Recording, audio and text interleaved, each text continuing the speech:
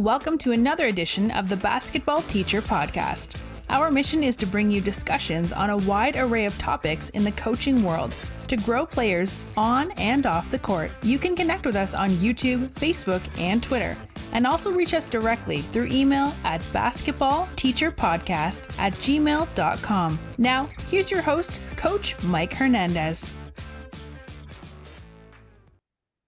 Welcome back, everyone. Thank you guys so much for joining us here for this episode. As always, wherever in the world you're listening to us from, whatever platform you're listening to us on, I say it every episode. I'll continue to say it. Thank you guys so much for the support, the kind messages, emails, tweets, all of the things that you've sent the show's way. I really do truly appreciate it as we round the corner here on year 4 of this.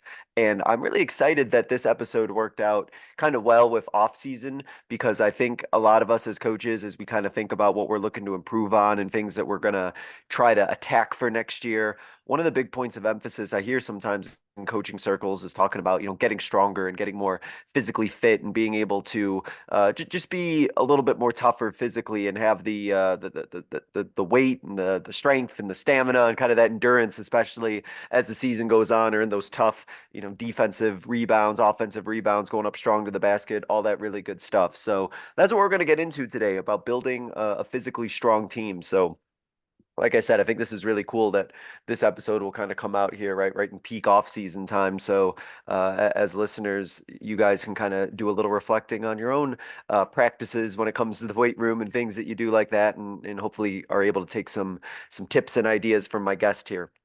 My guest, longtime coach, currently now the coach at Orange Beach, girls basketball coach. Very happy to be joined by Coach Mike Chase today. Coach, really appreciate you being able to come on here and talk to us. How are things going? Things couldn't be better. Just started spring break down at the beach. Basketball and sunshine and some beach, kind of the best of both worlds. I can't complain. Yeah, no, it sounds like you're living the dream right now. Sounds like that's perfection pretty much. That's great. Coach, I know you've had a very, very long, lucrative basketball and coaching career. So tell us about where this great game of basketball has taken you, and what was the winding road that got you to Orange Beach? Yeah, so I grew up in Northwest Ohio, and I was a football guy at heart. Well, let me put it this way. I was a better football player, being a 5'10" white guy, who could run the ball and tackle people. I loved basketball, played basketball all the way through high school, but went to play a little bit of college football before I got hurt. And then once I got hurt and I couldn't play anymore, I ventured to Bowling Green State University up in Northwest Ohio, and my high school basketball coach called me up while I was a sophomore there, and he was like, "Hey, my JV coach went to take another job." He said, "I know you're going into education. Do you think you could come back and coach some basketball with me?" And so I went back. I was 20 years old, and I started coaching JV boys basketball at my alma mater.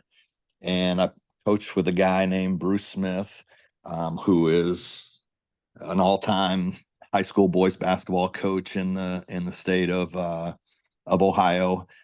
His son Ryan Smith played at Purdue with Robbie Heupel, and that group had a daughter who played at Indiana, so big basketball family. But he was a huge inspiration on me becoming a basketball coach. Mm-hmm. And from that point on, I just, I learned the game, learned how to coach under him. And then, at 26, I moved to Florida, and I got a shot to be a varsity girls basketball coach at Palmetto High School. From there, I was there 2 years, moved to Birmingham, and been in Birmingham for 25 years, and won a couple state championships. My team won the big school state championship, the 7A state championship in 2018, and then we did it again in 2020. And from there, Orange Beach came calling and asked me if I would come down and get their program going in the right direction. And it was just a perfect opportunity for my wife and I to move down here, coach together, and try to build a championship program down here. No, that's fantastic, and I think that as you and I talked about right before we started recording, that sometimes that change is sometimes the best thing for you when you need to recharge those batteries, right? That they get that new perspective or get those new location, and all of a sudden that opens up all these things and really gets you going again. And it sounds like it's just been a great opportunity for you to be there now. Yeah, no, we had a group of girls that, the coach that they had previously was not a teacher. He wasn't on campus. Hmm. And I just remember when I came down and I took the job, and they were like, you know, oh my gosh, you're like a real basketball coach. And I'm like, yeah. And they're like, and you're a teacher too. You're going to be here during the day. And I was like, yeah, you mean we can come down and see you in the gym, during, lunch? And I was like, yeah, I'm going to be here all day. So just the enthusiasm that all my new girls, have, and all that stuff has just been tremendous, for us to start building going in the right direction. That's awesome. That's great, Coach. I want to ask you before we get going on the topic about the concept of building 3-point shooters and the concept of shooting in general. And I wanted to pick your brain here on what it is that you do to train 3-point shooters so that they're effective and they're game ready when it comes time for them to shoot. Yeah, so I've been on this topic for a while. It's Hmm. funny. Stanford's men's basketball team almost beat Kansas the other day. My first stop when I came to Birmingham, I was the head coach at Mountain Brook High School, and Bucky McMillan was a junior at Mountain Brook at that time, a junior in high school. And so Bucky and I have been friends forever. And Bucky, they like to shoot the three and press and all that stuff. Yeah. He did it in high school, and that now he's doing it at Sanford. And so even in the early 2000s, I had my teams, we would shoot, 30 to 35, sometimes 43s a game. And it was just very unusual, back 20 years I'm ago sure. to have a team that shot that way. So it's kind of a system that I don't really know where it developed. I think my first teams, the two teams that I had when I was in Florida, when I became a head coach, had really good 3-point shooters on it. So I kind of, used some of the strengths that they had. And then, I mean, it was just a great style. Girls can't dunk, and so kind of the best thing that, girls can do, to really get the crowd ramped up and that kind of stuff is, if they can knock down threes. And, so from, I think, those first teams that I had, I really, learned a lot of drills. I learned, how to devise offenses in order to, get 3-point looks. And then I started watching a lot of coaches that shot threes Hmm. and tried to figure out everything that I could to make that an integral part of, what we were doing. Yeah, I imagine when you were getting those high volume shots, like you said, like 20 years ago, people must have been kind of looking at you crazy. The fact that you were shooting at that high volume, it's so normal now, but I'm just imagining some of the looks or some of the questions people must have been asking you when you were first starting to do it. Well, the thing that was great about it actually was, I feel like I'm pretty good a teacher of other aspects of the game. But what happens is that coaches and fans of other teams, they get so dazzled, or I don't know what the correct word is. They get Hmm. so enamored with us shooting threes that they forget about all the other things that we do, that we did really well. And one of the things I think that I've always prided myself on was the offensive rebounding aspect. I mean, when you're shooting from, the high school's 19 feet 9 inches. So, when you're shooting a 20 plus foot shot, you know, you're obviously not going to shoot at a highest percentages if you're Yeah. shooting a 10-foot shot or a 5-foot shot, or getting a layup or whatever.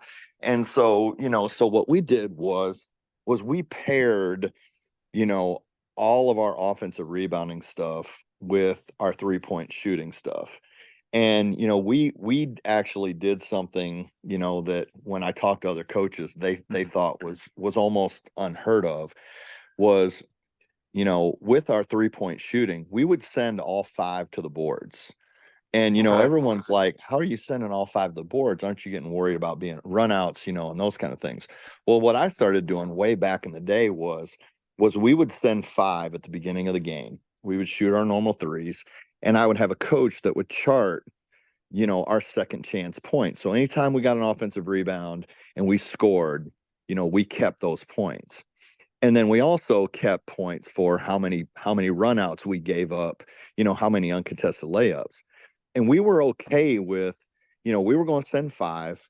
Yeah. And if we got offensive rebounds and we got to halftime and we were, +8 or +9 on second chance points, and maybe we gave up one run out and we gave up a layup, well, we're +7. And for me, that's a win, and so we would send 5 until, we got to a point, and our number was always 4.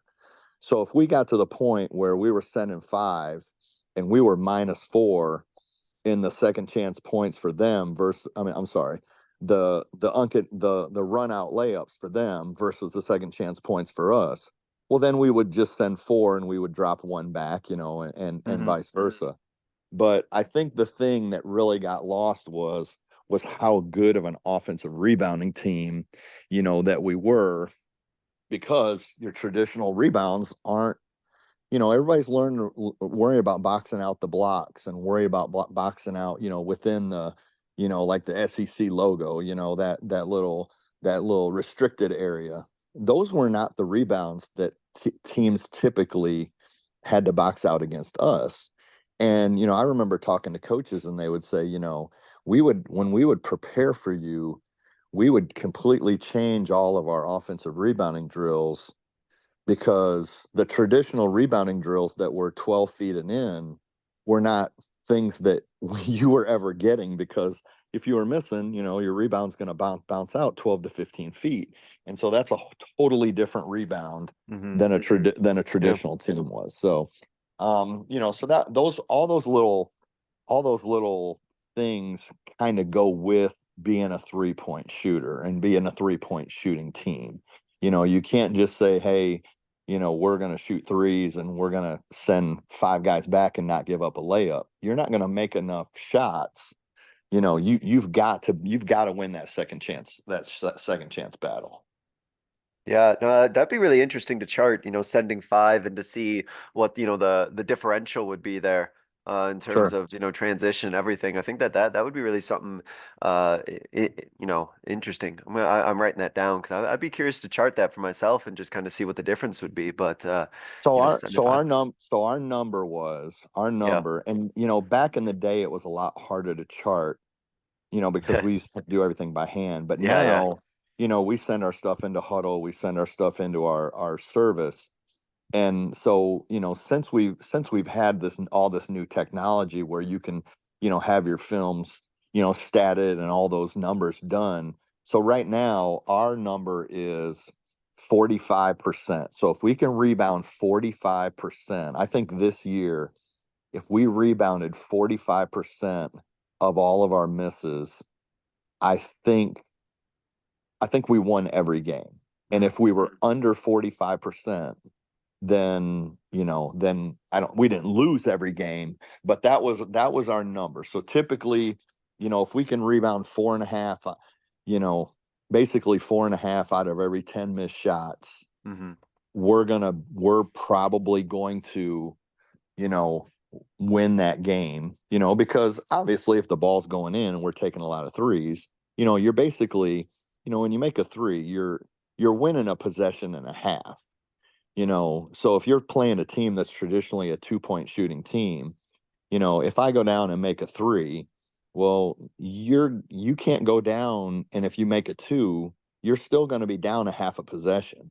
And so, so if you start counting possessions, that you typically get, in a game, and you're playing a team that's primarily a team that scores 2 points in free throws, if you make a certain number of threes and they shoot a certain percentage, there's not going to be enough possessions in the game for them to Right. beat you. Does that make Right. sense? Yeah. No, it just comes It, it, down. It comes down to numbers, right? And exactly, touches. Yeah. exactly. I Yeah. mean, you can almost get to a certain point, in the fourth quarter, and you can almost count the number of possessions that you have, that they're going to have and you're going to have, as long as, you don't, you know, turn the ball, they don't press you and turn the ball over and change the number of possessions. But, you can almost count the number of possessions that are left in a game, and almost, dictate, what you need to do in, your 6 or 7 possessions. We score 2 times, I mean, it's a it's a numbers game, Yeah. Yeah. and so unusual things have to happen, if you have if you kind of know those numbers and know what you need. Oh no, that's a great point. Once you really start to chart, these things and these touches and possessions and percentages and the things, like you see it, like you really see so many trends and so many things that you could, work off of. Like we talked about. You look at those numbers and look what the stats bear out, and kind of make decisions from there that not just make sense from a player standpoint, but just mathematically as well. And Yeah, that's awesome. Oh, that's great. yeah. On the topic of building a physically strong team, let's just kind of talk in general terms, Coach, about what are you doing as a coach to build strength? What are you kind of looking at in terms of like a training regimen, or the things that you're looking to dial in and get the strength where you want it to be? Yeah, so one of the things that, I'll take it a little bit of a step further before we start. Cool.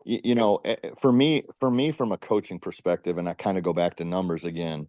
I look at when I start. Okay, so I have this new program, and so I got this new program, and so for me, it's how much time do I have with these kids, and basically how do I need to structure the time that I'm going to have. So, I got down here June 1st. We have a 4 week summer situation that Alabama gets us, where we can compete with other schools. We can go to as many play days and team camps as we want. We can practice them, and all those things. July is a little more voluntary. Once we get into the season, we get 2 hours a week with our team, once a week up until we get to October. And then October, we have the start of our season. So when I came down here, it was like, okay, how much time do I have with these kids, and where do I need to devote that time for us to be as successful as we possibly could be? Hmm. And strength and conditioning is super important to me. I mean, I teach strength and conditioning to just regular ed kids during the day. I've done it for 20 something years. I've done when I was at Spain Park, I did our boys basketball team. I did our girls, obviously the team that I coached. I did their strength and conditioning. I did our girls soccer team. I did our cheerleaders. So I've done strength and conditioning for multiple teams outside of just girls basketball. So it's something I'm super passionate about. But when I got down here, you know, like the amount of time, that you can devote to strength and conditioning, has to be proportionate to what your other needs are as far as your team is concerned. And so Right. for this year, my strength and conditioning was not probably, it was less because of the needs that we had for so many other things. Other Their things. skill, their acumen, they didn't know, they didn't know any of the drills I was going to do. They didn't know any of the terminology I was going to use. And so, so we were very, very basic, bare bones, with our strength and conditioning, basic lifts, big muscle groups, squats and bench presses and push presses and those kind of things, and didn't really get specific into what you see on YouTube and what see with all of these, basketball specific things. And that was okay for us, because we had a great year.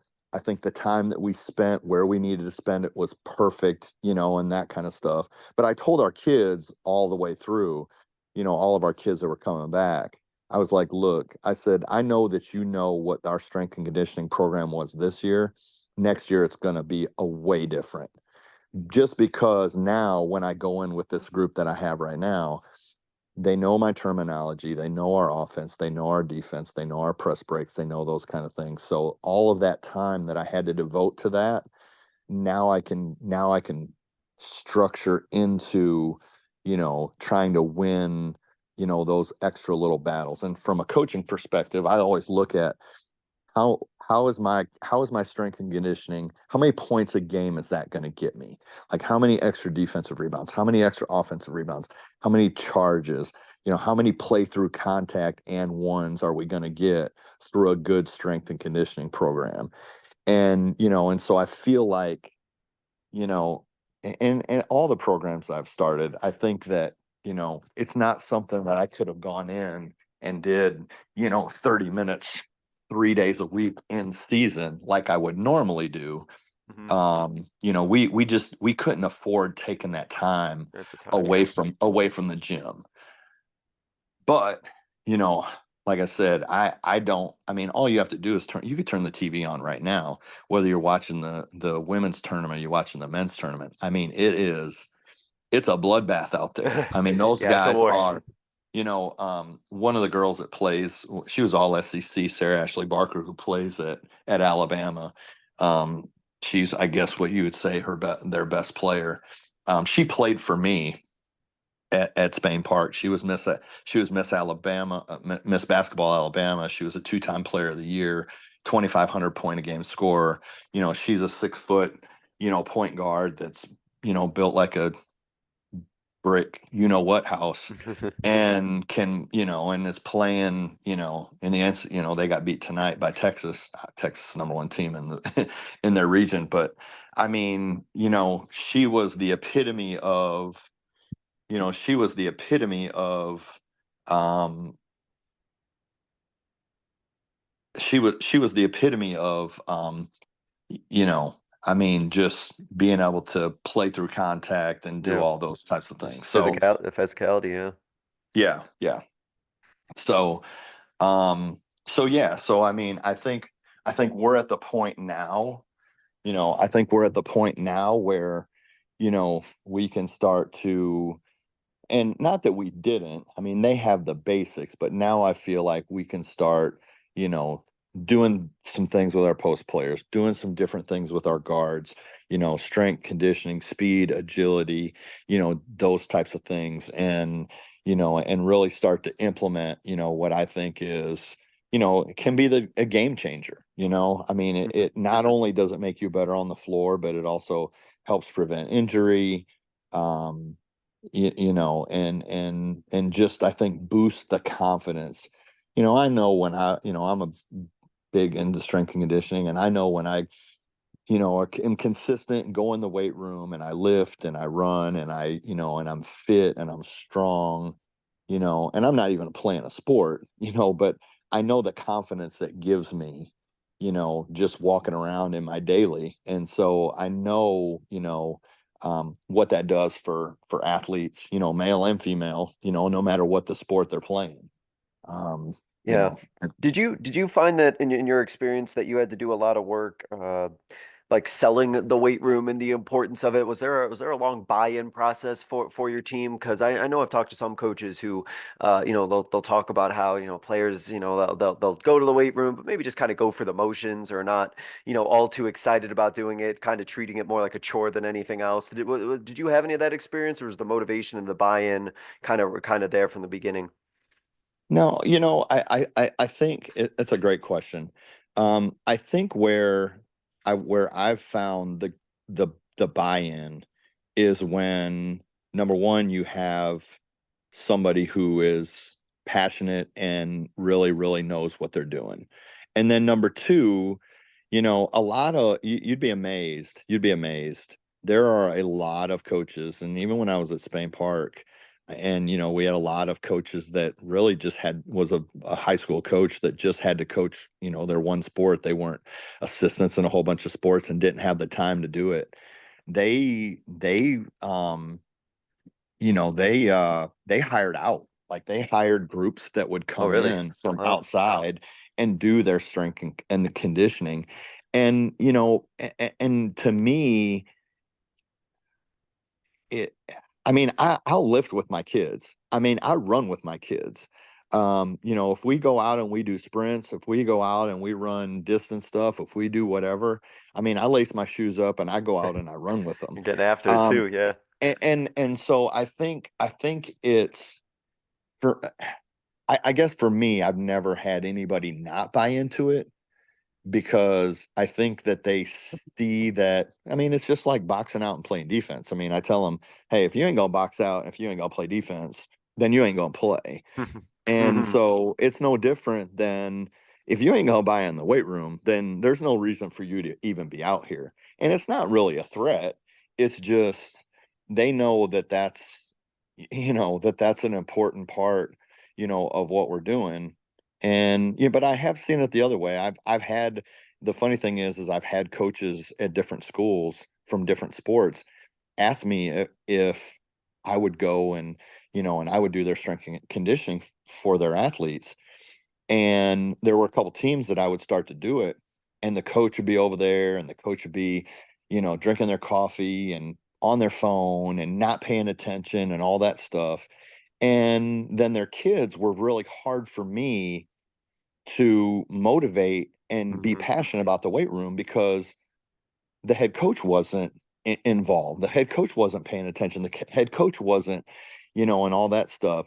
And so, I mean, I just stopped doing it for a lot of coaches, just because I knew they were using me as a time filler, and they really, really were only doing it because, hey, this is what everybody else is doing. If I don't do it, I'm gonna get criticized, and da da da da da da da da. And and so, um, I think it's just,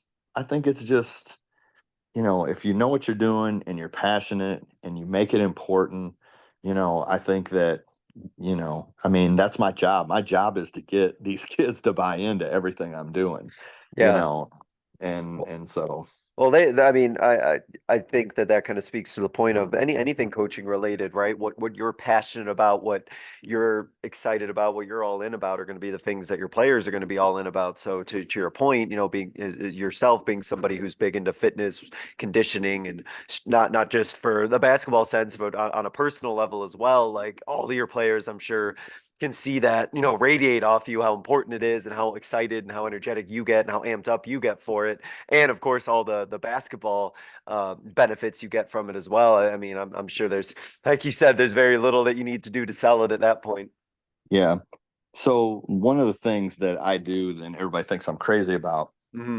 is I run these 100-mile ultra marathons. Have you ever heard of those? Oh yeah, oh yeah. I don't do them, but Okay. I know what they are. Yeah. Okay. So I've done six, and I haven't done one in 2 years. And so I signed up for another one. I'm running one the first weekend in November. And one of the big reasons I'm doing it, like when I was at Spain Park, my kids saw me train, and they saw the things that I went through to get my body ready to go do those things. And look, I mean, people are inspired by watching people do tough things. I mean, all you got to do is turn on David Goggins, and watch some of his YouTube stuff. I mean, and people are inspired by, what he does, physically and mentally, to prepare himself and to train and to push his body, and do all those things. And but my Orange Beach kids haven't ever seen me do it. They've heard me tell stories. They've seen some videos of me doing it and that kind of stuff, but they haven't actually seen it. And I really thought I was kind of done, because I'm kind of getting up there in age a little bit. I really kind of thought I was done. And I told my wife, who's my assistant coach, I said, you know what? I said, I'm gonna sign up for 100 this fall. And she's like, why are you doing that again? And I was like, well, I said, number one, I said, I want to do it because I like when you're coaching, I'm getting off on a tangent a little bit. No, I When don't you're know. when you're coaching, like I can fulfill, you know, the competitive juices that I miss as being an athlete, but then all of that is just through somebody else. And there's nothing better than going out and having the competition and having the training and having the grind and all that stuff, and you having to actually put your own body through it. And I thought that when I got done playing and all that stuff, man, I was going to be a coach, and man, this is going to keep me, this, that, and the other. And then I found myself playing in men's leagues and basketball. I found myself playing in men's league flag football games, and all that stuff. I found myself running marathons and half marathons and, and all that stuff. And I've never been able to get over doing it. Yeah. So no, so number one, that's part of it. But number two, I want my kids to see me train. I want my Yeah. kids, to know what I'm doing. And then when when I ask to push them when it's a little bit hot, or I'm asking them to go a little bit faster or go a little bit longer or whatever, like they can't look at me and say, man, that guy's sitting over there and he's got a clipboard and a cup of coffee, and I wish his butt would get out here and run with us. You know what I'm saying? And Yeah, so it's yeah. kind of Lead that, it from the front. yeah, it's kind of that no excuses mentality. I remember having coaches, I remember having coaches that make me, I'm not trying to disparage anybody, but they couldn't run from, the refrigerator to their couch, out there, berating me because, I was, I let up a little bit on the 25th sprint of the day in full pads. And, and I thought to myself, yeah, I wish your butt would get out here and, Uh-huh. do this. Yeah. And so, I mean, it's been something that I've always tried to keep myself in good shape. I've always tried to, challenge myself, and that kind of stuff. And I think that my kids see that. And I think it's a definite benefit, for me to get them to buy into doing hard stuff when they know that I'm doing hard Yeah. stuff. Yeah. No, yeah. There's like, well, I could probably get a few more reps in at this point if I know what coach is doing, or like you said, kind of push a little bit further through this drill or whatever the case is. Exactly. Yeah, Exactly. yeah. Speaking of which, talk us about what are you doing on the court? Drills or practice habits or things that you're doing on the court that are getting your players into game shapes. How do you kind of incorporate what you're doing in your drills or in your practices that are keeping your girls in shape and getting them in better shape? Yeah. I mean, look, the best thing that you can do as a coach is to devise a practice to where they can work on all of the skills and do all the things that you need them to do in basketball, and not turn into a track practice, because we're not trying to be good at running. We're trying to be good at playing basketball.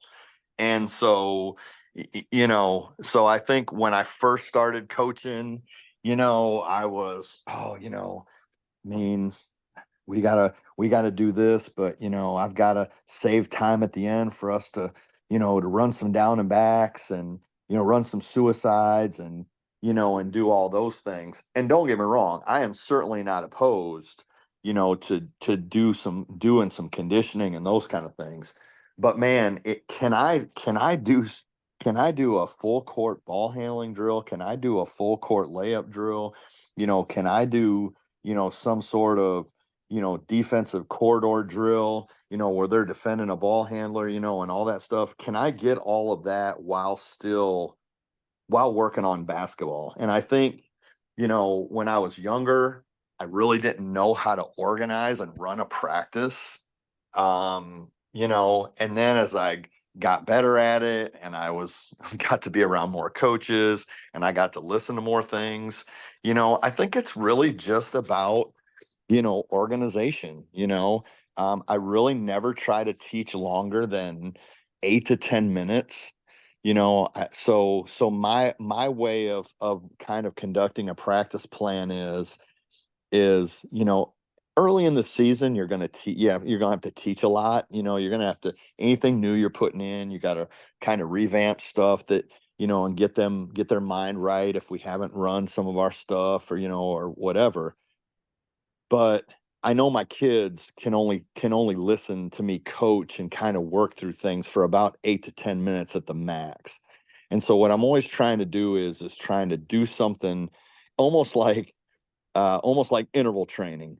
So it's like, we're going to do something full court, we're going to do a shooting drill, something half court, maybe a finishing or a 3-point shooting drill. And then I'm going to teach something. Okay. Hey, we're going to do a 10-minute blob session. So we're going to review 3 underneath the basket inbounds plays, where most of the time, they're going to hear me talk about, hey, if we get this defense, we're going to get this, blah, blah, blah. All right. Then I'm not going to go, then my next 8 or 10-minute segment isn't going to be me teaching, our entry into our European ball screen stuff, because they've just sat there and kind of toned it down. And we talk about, hey, this is going to be a physical time. Hey, I really need you to put your thinking caps on, and I really need you to focus in on what I'm teaching you, but then their brains are going to shut off. So now, man, I got to get them running again. So now we get up and down the floor, we do something full court, then we do something at half court, and then I go into teaching. And so I just kind of try to mix it up. I try to stay on schedule. We set the timer. I have somebody running the clock. We try to keep everything on schedule. Just like every coach, sometimes you get a little bit, where you go a little bit long. You be like, hey, stop the clock, or hey, give me 3 more minutes or whatever. And and every time I do that, I always get mad at myself, because probably if they didn't get it in 8 to 10 minutes, they probably weren't going to get it if I went Right. 13 or 14. And I've then been there. and then I was cutting something out at the end that I'm pissed that I'm going to have to go back and do tomorrow. Yeah. And so and so I think if you have a great preseason conditioning program, your August to October 14th or whenever we go, and they're never going to be in, basketball shape, and your conditioning shape is never the same. Yeah. And so then when they get on the court, there's obviously going to be that time. So again, we try to keep them moving, keep them shooting, and then teach them, get them moving, get them shooting, or get them doing something, and then teaching. And we kind of try to stay with that model, and it's worked pretty good for us. Yeah, I will attest to having been in that position, coach, where I overspeak or over explain and try and force it into their head, or try to, use up all this practice time to get this one thing right or this one thing down. And next thing you know, I've wasted half my practice and we still didn't get it done right. Now I feel behind. So unfortunately, I can kind of co-sign that one. But to your point, just kind of keep things going and keep things moving, because I know even in my experience too, that if we get stuck on one thing for too long, like everything just gets really sluggish. And then I kind of like that idea of, you gotta, do something, keep moving, keep them in transition to something else, and make it lively. Otherwise, it can become a bit of a drag in my experience as well. So no, I completely Yeah. agree. Um, so what are you running on offense and defense, and what would you say is the level of conditioning that is required in order to execute your offense and defense the way that you want it? Okay. So we run the European ball screen, the side ball screen stuff, Gonzaga. We call it Euro. And then, that's our base continuity. And then we have some horn stuff that I've run for a while, some pick and pop stuff, some high-low stuff, some ISO stuff, that we run out of horn, some dribble handoff, weave stuff. And then defensively, I'm a straight man guy. You know, we'll I guess defensively, I'm a little bit more like, it's funny. One of the guy who's Chris Latch, who's the boys coach at Spain Park High School, who I think is just one of the great coaches that I've ever worked with. he's, I guess, what would be you would call, and I'm talking defensively, more of a system guy. A system is, my defense is going to beat their offense, and I'm more of like I guess the Bill Belichick of I'm going to try to, I'm not worried about what you're running. I'm worried about who your best players are and who's trying to score. So I'm Mhm. not worried about defeating the play. I'm more worried about taking away the person, or the people that are trying to run that play. So I guess I got it from that football mentality. When I first started coaching, I was coaching football. And this was back when everybody was running the wishbone, and so you'd come out, you had the dive, you had the quarterback, and you had the pitch guy. And so, the inside linebacker had the dive guy, the outside linebacker had the quarterback, and your corner had to come up and take the pitch man. And I just remember we were playing a team, this was up in Ohio, and the quarterback, his name was Joe Roebuck, and he was drafted by the Yankees out of high school. So the guy was, 6'2", 215-pound quarterback who could run like a deer, and all this stuff. And I just remember the football coach, our defensive coordinator, who was like, he's like, okay, hey, we're gonna run this 4-4, and we got this guy on the pitch man, we got this guy on the quarterback, we got this guy, we're sound. And I'm like, Coach Warblow, I'm like, we're not sound. He's like, we got one guy for everybody. I'm like, but our guy who's going to tackle Joe Roebuck, he can't tackle him, but we're not No. sound. Yeah, yeah. And so I've watched coaches, sit there, and it's like, we're going to play this, hey, we're going to play drop coverage in the screen and roll game, or we're going to do this, or we're going to switch this, or we're not going to switch this, we're going to do whatever. And they go by their defensive rules, but their defensive rules can sometimes account for, a great player, or, whatever. Yeah, And the so personnel. Yeah. yeah, so mine is, when somebody asks me, what are you doing? What's your screen, what's your ball screen coverage? I'm like, well, who we playing? Well, what's it matter? You go over, you go under, you ice it, you double it, blah, blah, blah, blah. And I'm like, well, it depends on who we're playing. Like if the point guard comes off and they're dynamic and they can shoot the three off the dribble and they can get downhill, well, we're going to play it this way. And if they've got a point guard who can't shoot off the dribble or isn't trying to attack, we're going to play it that way. And so I think our defense is, we do have rules. I mean, and we have, things that we do. I think I'm a little more like a Tom Izzo. We don't force baseline, we don't force middle. He just kind of squares up, and we're going to stay in front, and that's kind of how we play defense. I'm not a big, hey, we're going to force them to somebody and we're going to come over and take a charge and do all that. I think that takes away from the accountability of the person guarding the ball. And I want that person, if I line up and I got to guard that person, I want that person to stay in front no matter where they go. And Mhm. so we're pretty much head up, let's play. We'll help when we need to help. We'll stretch when we need to stretch.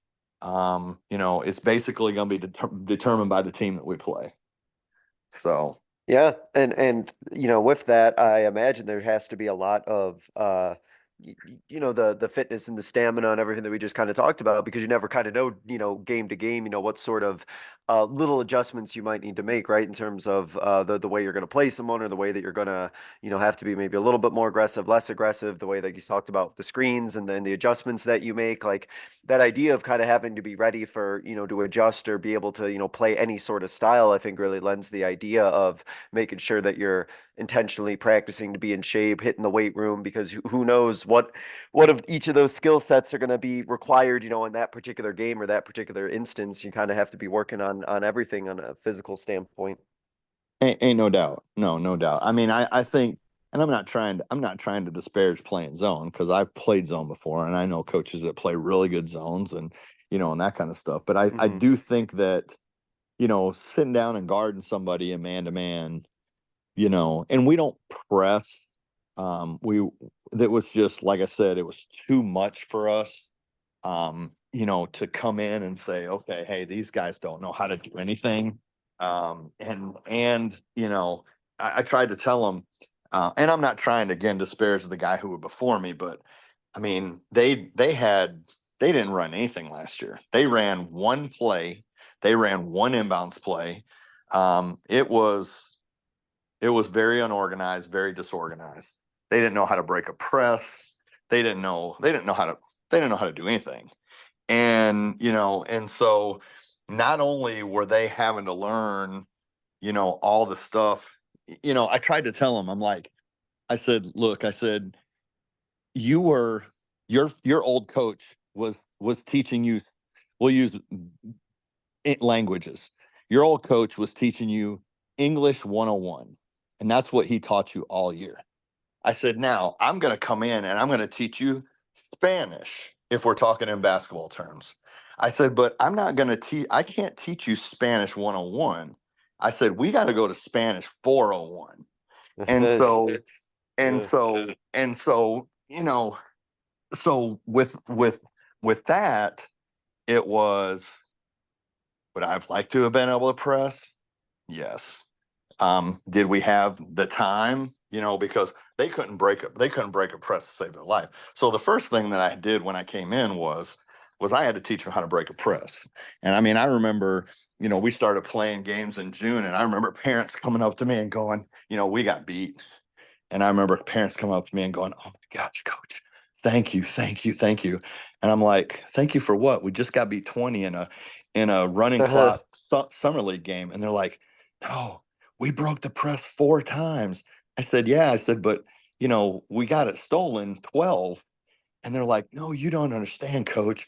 They're like, we didn't break the press 1 time last year. We broke it 4 times. We actually threw the ball in the middle, and that person pivoted and threw the ball to the girl on the backside.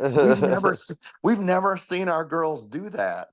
And I was like, so yeah. So I mean, we got to the point to where, we had to break everything down: how to jump stop, how to pass fake, how to pivot, and do all those things.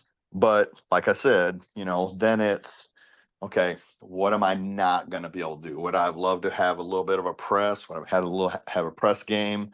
There just wasn't time in the season with what I had with these kids, to be able to do it. So I guess to go back to your point, I mean, if we would have done that, then that would have, required, more conditioning, and those kind of things. And we weren't ready for that.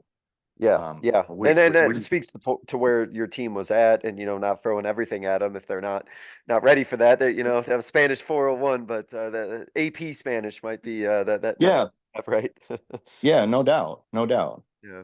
No, that's great. Talk about what you do to kind of keep the strength and conditioning going during a long season. How do you kind of balance making sure that you obviously are working on your basketball skills and game planning and the coaching of basketball throughout the season and your practices, but also how are you making sure that that physical fitness is being maintained and that your players are ready for that long grind of a season?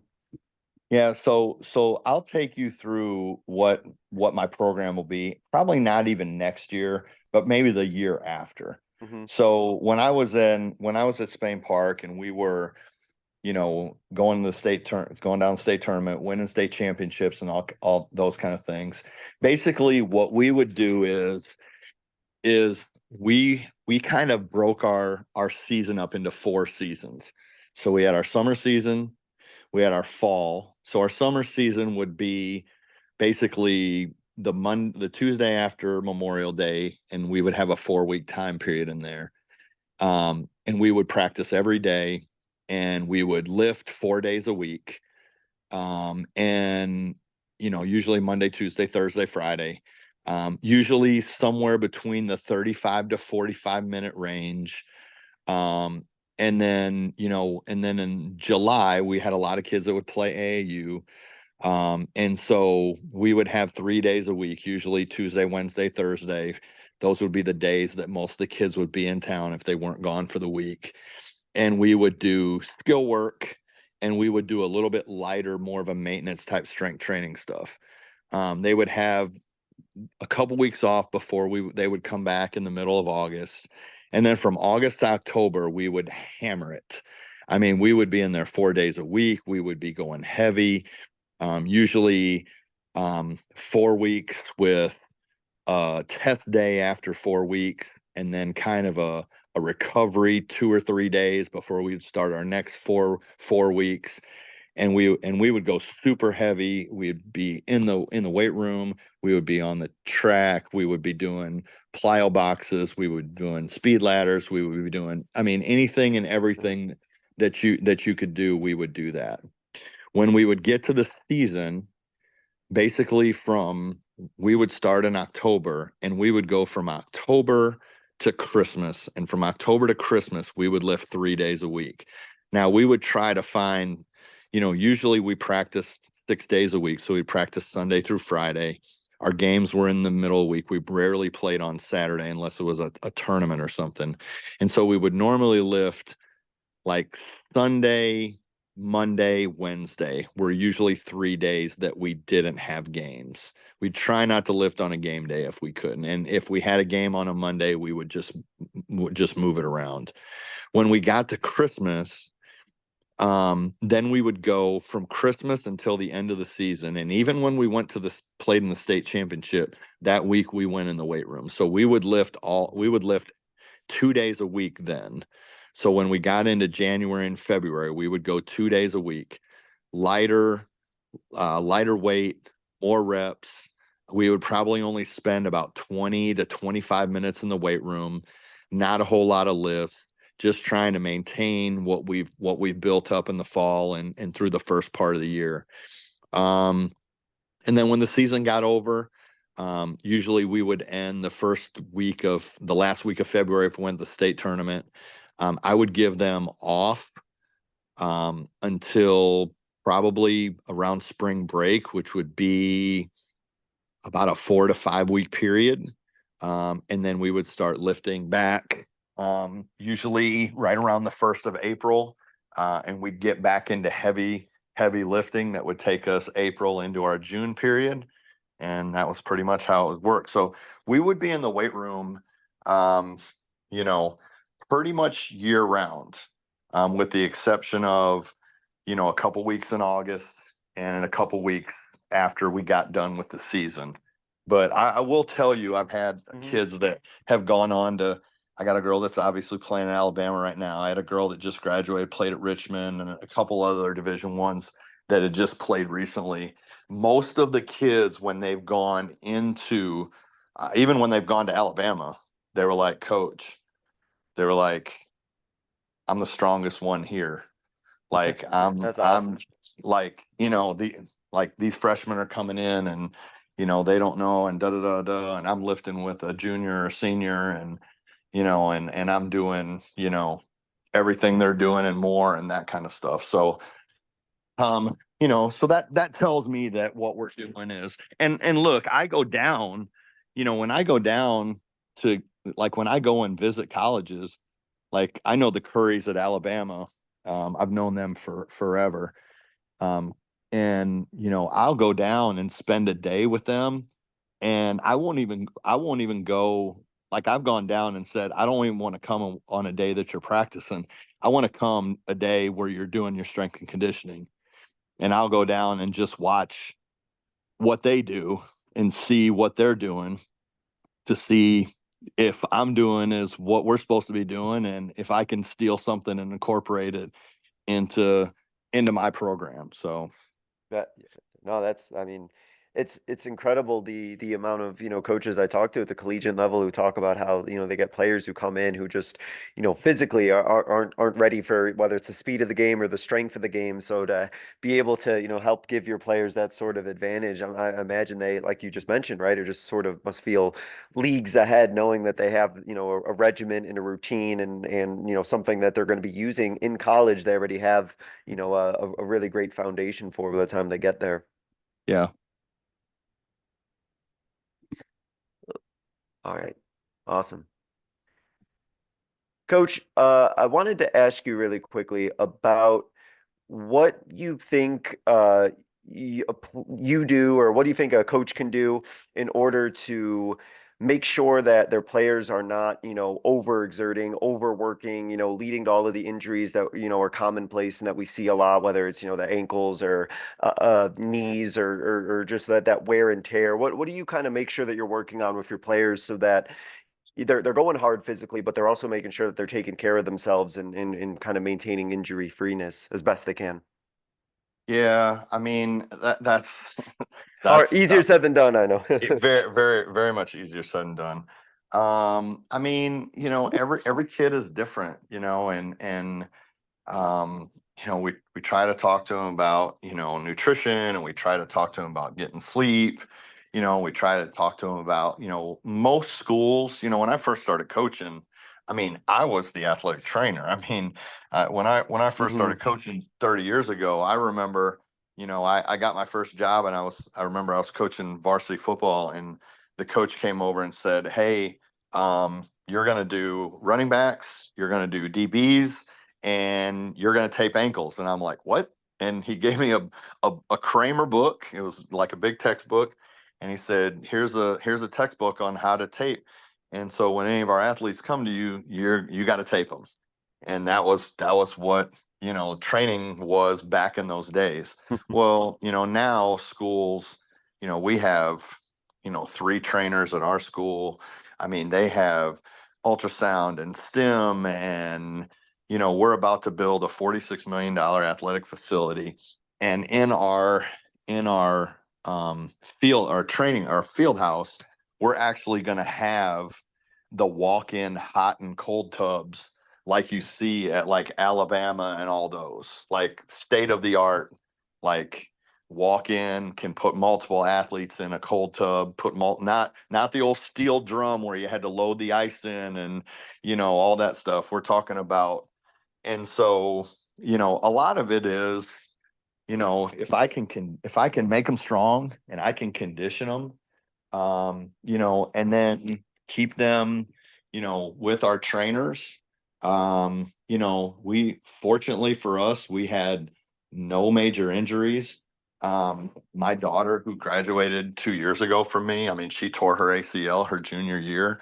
She was probably one of the fittest and most conditioned, and flexible, and all of those things. And, she was chasing down a fast break and planted, and the girl cut back on her, and, she tore ACL. So, Yeah. I mean, I don't, I mean, if it can happen to my own daughter, then it can happen to anybody. I just think it's part, of the game, unfortunately. And like I said, we try to, you know, get them to, take care of their bodies as best as they possibly can, and try to put them in every movement pattern that they could possibly be in, to try to, build up what we can build up. And, that's the best that we can do. Yeah, it's tough with the amount of I was talking to my athletic trainer a few weeks ago, and she was talking about, all the stuff that we try to do in terms of prevention and, being conscientious. But she was talking to me, and she's like, "But yeah," she's like, "at the end of the day, there's just so much in basketball, cutting, pivoting, turning, jumping, landing, that, percentages bear out, unfortunately, that something will probably go wrong. But, like you said, the best we can do is just hope that, we're training the right way and doing all those things, and hopefully keep those injuries as limited as possible. Fingers crossed, Right. right? Right. Awesome. Absolutely. Coach, wow, that time definitely flew by. That was great. To wrap up, Coach, there's a couple questions I ask every guest. I'll go ahead and start with this first one, which is Okay. thinking back on your coaching career. And I know you've had a long, illustrious career, but thinking back on your coaching career, what is a moment from your coaching career that you experienced and went through that you think by sharing our listeners would be able to learn from? Um, that's a great question. I would say that, probably, I don't know if there's one instance, but, Hmm. I would say that, I mean, just to, I guess, check your ego at the door. I think that, there's so many people, and I've coached AAU and I've coached at all different levels and rec and high school and all of those types of things. And I think one of the things that I've always tried to do is try to realize that, man, there's so many people out here who know so much about this game. And, I've always tried to make myself to the point to where, I'm always trying to learn, always trying to watch clinics, watch things, listen to podcasts, listen to different people. My way is not the highway. And even learn from players, coaching different players and learn, and all those types of things. So I just think that, I didn't invent the game, and nobody has invented the game. And I think that, just trying to be a student of the game is probably the best advice that I could give for a young coach or somebody that's just getting into the business is, man, just absorb as much as you can and then coach to your identity. And man, there's so much out there now, isn't there? Oh, there so is. No, it's overload. It's overload. Yeah, it could be overwhelming. Yes, very much so. Yeah, no, that's awesome. Coach, to wrap up, I give every guest what I call a 60-second soapbox, but you can go over 60 seconds. I'm not going to time you, but it's your platform to get out kind of a final message, a closing idea, a closing thought, something to leave the listeners with. You're welcome to take it any direction that you want. I just want to open up the floor to you, Coach, and let you go ahead and get on your soapbox and share what you want. So go ahead, Coach. You can take it from here. Well, I'll be quick because Okay. we could do a whole podcast on this. I guess the thing that I'm frustrated with from being a high school coach, especially in the game of basketball, is kind of where the exploitation of AAU and all of the that has taken it. I just got done coaching on the Under Armour circuit and with my daughter's team, and we had a bunch of kids that have gone on to play in Division I, and we had a really good team and we had a great experience, but, to travel, to Spooky Nook, Pennsylvania, and then have to go to Boo Williams up in Virginia and have to go to Dallas and, and stay in hotels and parents having to pay $100 a ticket for a weekend to go, watch your kid play a game and that kind of stuff. It's super frustrating. And the problem is that, colleges don't recruit out of the high schools, they recruit out of AAU. So, it's I guess a necessary evil, if you have kids that want to go and try to play collegiately and those kind of things. It's just really frustrating, the amount of money that has come into the game of basketball.